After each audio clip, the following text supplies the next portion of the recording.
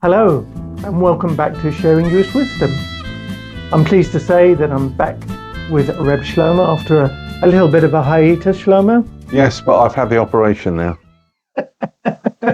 And we're here today to talk about Shavuos. I mean, there's so many aspects of this particular Jewish festival, and Shlomo is going to tell us all about it. Yes, it's lovely to be back with you, Mark. I have to say that round the world cruise you went on took a bit longer than I expected, but it's good to be back. And it's good to see our friends on camera again. Yes. That is, if we've got any left. And those of you that haven't yet become friends of our Sharing Jewish Wisdom, please look in. We've done some amazing recordings before on aspects of the calendar, Sedras and so on. And you can find it all there on YouTube. Come and support us. And please, cash, no checks. Right. So we are, in fact, going to be talking all about Shavuos, amongst other things. And we'll get there in a minute, I think. Was there something you wanted to mention first? I seem to remember. Well, we were going to talk about first the county of the Omer. Ah, that was it. That was it. Thank you for reminding me. Yes, the counting of the Omer. Right. Well, of course, the counting of the Omer is a biblical requirement that's mentioned, if I remember rightly, in the Sedra of Omer. And it tells us that for 49 nights we count from the second night of Pesach, and the 50th is, of course, Shavuos. So we count, it says, Sheva Shabsos Timos. You count 7 full weeks. Right, so that starts on is it the second night of Pesach? Second night of Pesach, yes.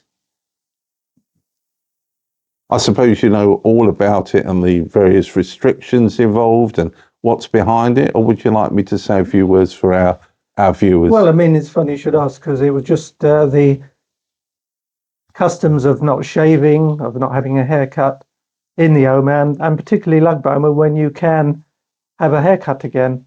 So Good point. That's an excellent point.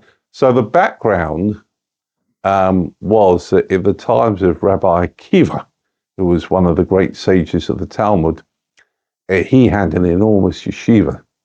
And during the first 32 days of the Omer, 24,000 of his Talmidim died. Oh. Question was, why? Was there some sort of epidemic? And it is said that they died because they failed to show honor and respect to each other. The epidemic, or whatever it was, ceased on the 33rd day of the Omer, hence Lag BaOmer, Lag being Lamed, which is 30, Gimel, which is 3, and although I'm not an accountant, to me, 30 and 3 make 33. Perhaps that should have been a bingo caller, I don't know, unless my number's up.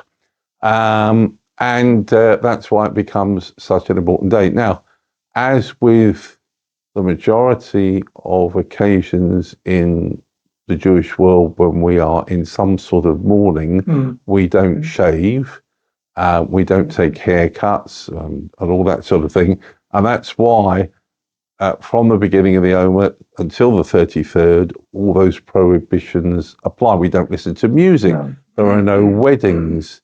Now, there are different customs of that. For example, the London-based Inn says that their restrictions begin at the beginning of the month of Iyar and ends with the end of the month of Iyar. So that's a few days into and away from the end of the Omer.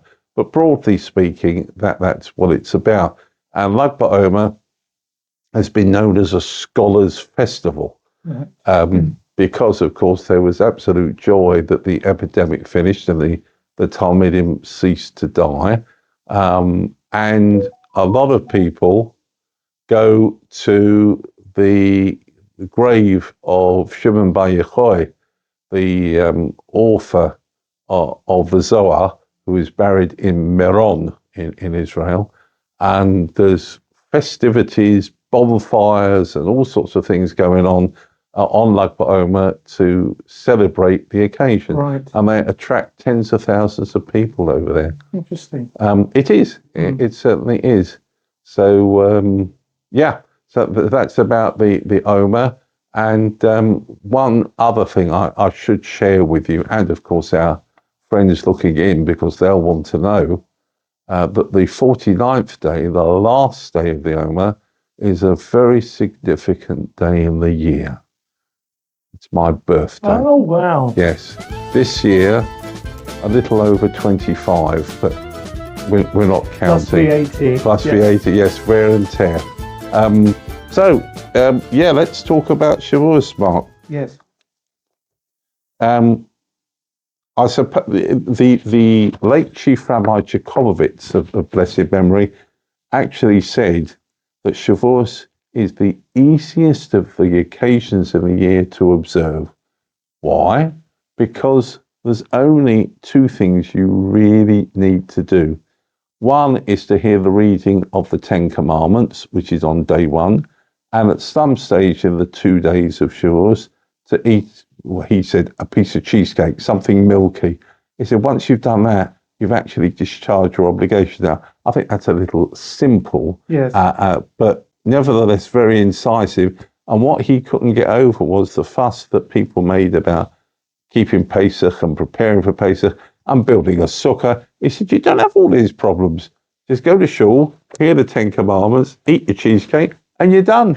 And I rather like that. Well, I like the bit about eating the cheesecake. They go to shul is another thing. I would say there's a bit of a caveat because you have to stay up the night before to learn, don't you? Very good. Yes. The first night of Shavuos, which this year will be on the Thursday night, we have something called a Tikkun Leil. And we have a special sefer, a book called the Tikkun Leil Shavuot. Why do we sit up? Because it is said that when the Almighty came to give us the Ten Commandments, he arrived early in the morning and the Bnei Israel was still asleep. Oh. So to, if you like, apologize for that, because if you've got a guest coming like the Almighty, you want to be up, prepared, and ready. And therefore, we've got to say, sorry, missed that one. And it's also said, and I think it's a real sweet thing, that if you were to look in the sky at dawn on the first morning of Shavuos, you may be fortunate to see etched in the clouds the 2 tablets and the 10 commandments. Oh, very good. I've never seen it myself because at that sort of time of the morning, the only thing I can see is my pillow. But that's another story. So yes, what's the Tikkun Leil? The Tikkun, it's a composition. I think there's a lovely word called, I'm not sure if it's the right word, a pastiche of the various parts of Jewish learning. So it begins with Bereshis, and there's extracts from Bereshis, Shmos, Vayikra, Bamidbar, and Devarim. And it then goes on with the rest of the Bible, extracts from there. Then it goes into the Mishnah and the Gemara and so on and so forth. And if you go through it, it will take you all night to read it. But yeah, that shows our commitment to learning, which is what Shavuos is all about, because it's the anniversary of the giving of the Torah on Mount Sinai, not just the 10 Commandments, the entire Torah itself. So that's the starting point. And as I said, on the morning of day one in shul, they read the 10 Commandments. That's the Torah reading for the day from the book of Exodus. But just before they start reading the Ten Commandments, there's an introductory poem, I suppose you call it, which is not read at any other time of the year, called Akdamut. Right. Now, Akdamut was written by a French rabbi in medieval times. It's written in Aramaic, and it's what they call an acrostic. Right. So if you look at the first letter of each sentence, it follows the letters of the alphabet, Aleph, Beis, Gimel, Daled, and so on and so forth. It's 90 verses, and I can say from experience, it's very complicated to read. But there we are.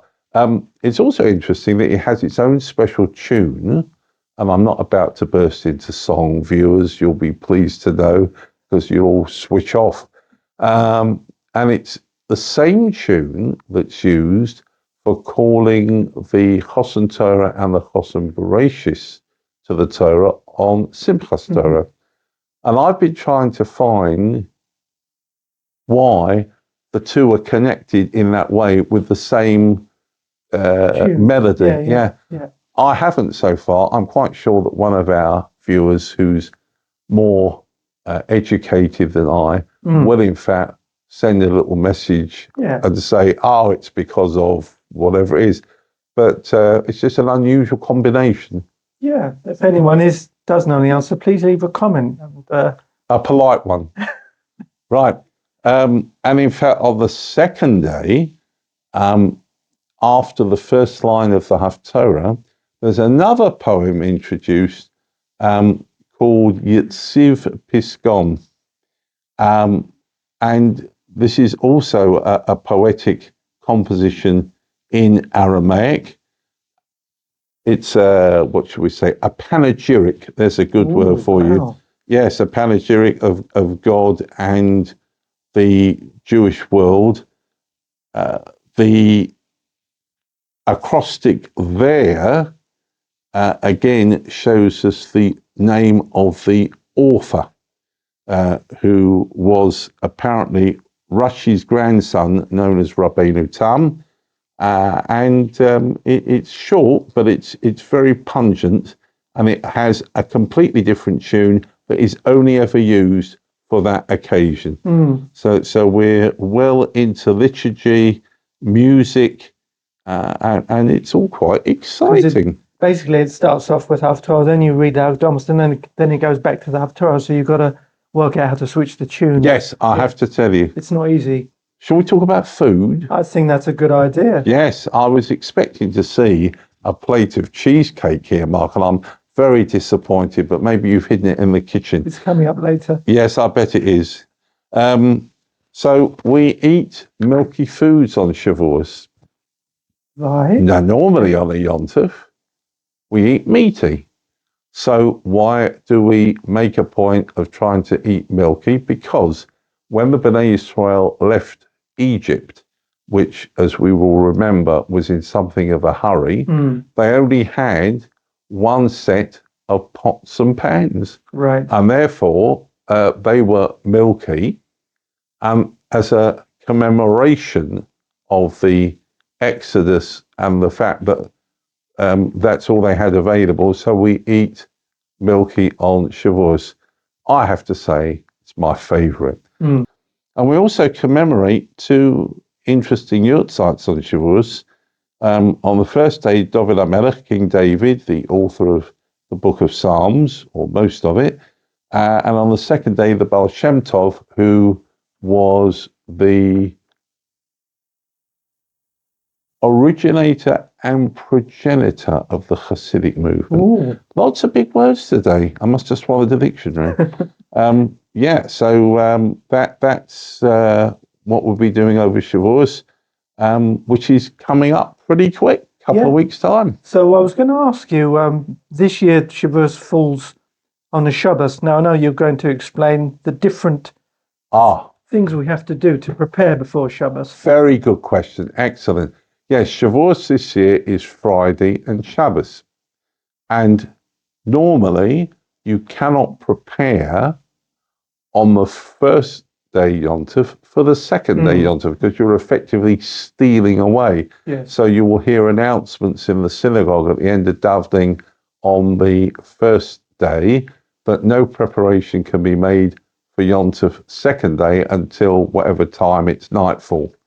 However, if that were to be the case, we can't prepare on Shabbos for Shabbos, for example, by cooking. So we use a method called Erev Tafshilin, right, which means the mixing of the sorts or types.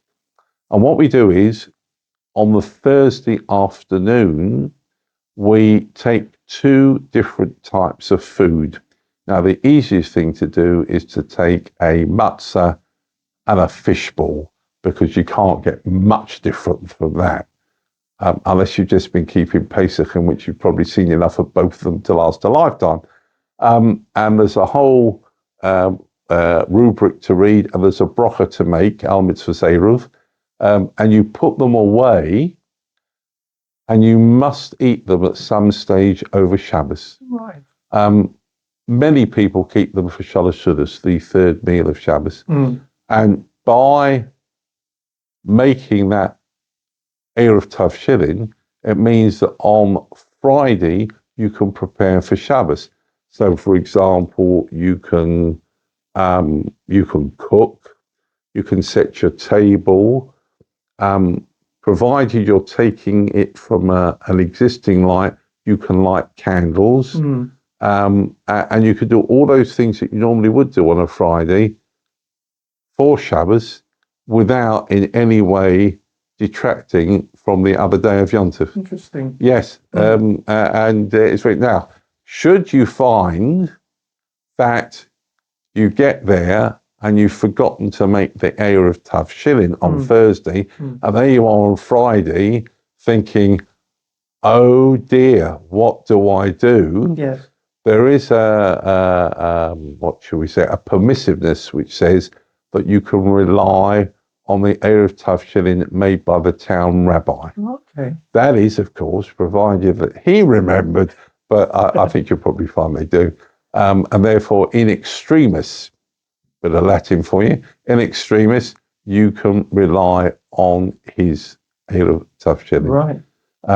And there you are, that's very useful. But do remember that in lighting your candles on the Friday afternoon, you must start the light from an existing light. You can't strike a match or something. Is there anything else you'd like to raise or ask about Shavuos? No, I think you've explained it very well. Good. Thank you. Well, in that case, let's wish all our viewers, new and existing, that they should have a good Yom Tov, eat plenty of food, make the effort to pop into the synagogue from time to time, just to make sure other people are there, of course, and have a good time. And may we all merit Kabbalah Torah. May we be blessed to receive the Torah afresh and new.